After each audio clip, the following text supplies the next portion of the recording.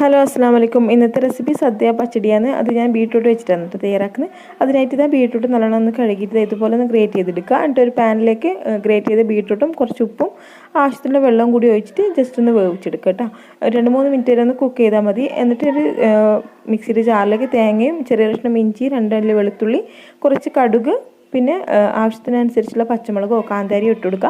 എന്നിട്ട് കുറച്ച് വെള്ളവും കൂടി ഒഴിച്ചിട്ട് നല്ല ഫൈനായിട്ടൊന്ന് അരച്ചെടുക്കുക കേട്ടോ. എന്നിട്ട് നമ്മൾ വെന്ത് ബീട്രൂട്ടിലേക്ക് ഇട്ടിട്ട് ഇതുപോലെ നല്ലോണം ഒന്ന് മിക്സ് ആക്കി കൊടുക്കുക. എന്നിട്ട് സ്റ്റീം ഒന്ന് ഓഫ് ചെയ്യുക. എന്നിട്ട് ചൂട് ജസ്റ്റ് ഒന്ന് തണിഞ്ഞ് കഴിഞ്ഞിട്ടാകുമ്പം അതിലേക്ക് തൈരും കൂടി ചേർത്ത് കൊടുക്കുക കേട്ടോ. തൈര്, മോര എന്തെങ്കിലും ചേർത്ത് കൊടുക്കുക.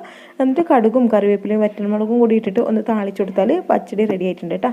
അപ്പോൾ ഞാനിത് ഉണ്ടാക്കാൻ വേണ്ടി കാരണം കുട്ടികളെല്ലാം ഇങ്ങനെ സദ്യ വേണമെന്ന് പറഞ്ഞതുകൊണ്ട് തന്നെ എല്ലാവർക്കും എന്താ പറയുക, ഒരാൾക്ക് തന്നെ എല്ലാ ഐറ്റം ആക്കാൻ കഴിയില്ലെന്ന് വെച്ചിട്ട് നമ്മൾ 2-3 വീട്ടുകാർ തമ്മിൽ ഷെയർ ആക്കിയിട്ടാണ് കേട്ടോ വിഭവങ്ങളെല്ലാം ഉണ്ടാക്കിന്.